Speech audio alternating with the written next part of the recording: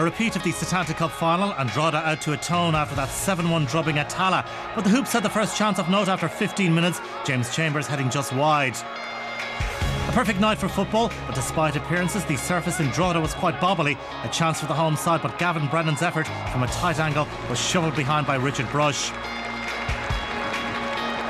A slow burner of a game almost ignited when Peter Hynes tried an audacious effort from inside his own half, but the backpedaling Brush prevented what would have been one of the goals of the season. On a gloriously sunny evening, Drogheda had another sighting of goal. Gavin Brennan controlled, but then under pressure lifted the ball behind.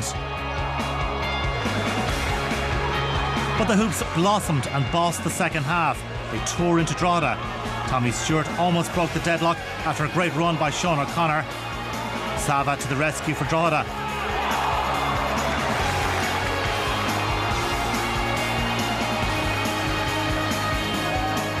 Shamrock Rovers continued to pile on the pressure in search of the all-important opener. Sloppiness from Drogheda gifting the opportunity, which fell to Tommy Stewart. Sava kept it at 0-0. On 66 minutes, Trevor Crawley turned to his bench and made a game-changing move. Gary McCabe joined the fray and scored within 3 minutes of his introduction. It was a well-crafted goal. Stephen Rice and Sean O'Connor involved. O'Connor forced to check back. He found willing support from Rice, and he did really well to pick out Gary McCabe, who nodded home. 1-0 to the Happy Hoops.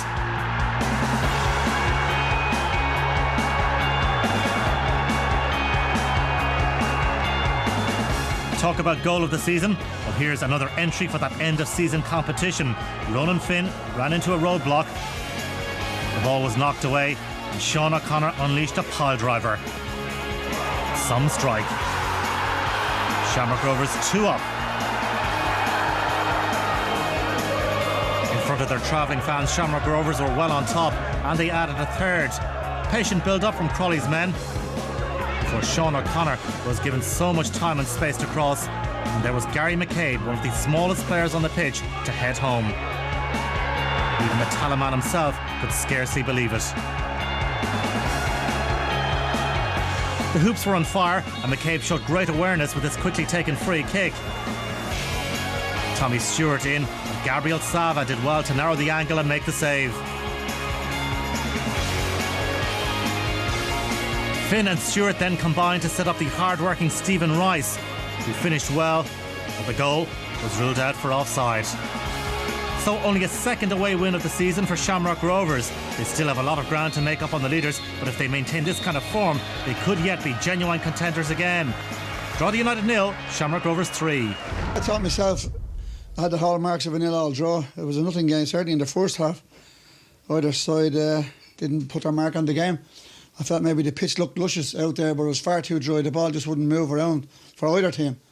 But as I said, when we got to the 65th, 66th minute, I thought it was heading for a 0-0 draw. Gabby Sava kept us in the game with a couple of good saves, and then definitely 2 schoolboy errors for their goals. Like, to bring on young Gary McCabe, and he's not the Peter Crouch of Ireland, but to get 2 headers in the 6-yard box is a schoolboy defending. Fair play to him for scoring them, but certainly a serious lapse of concentration for the 2 goals.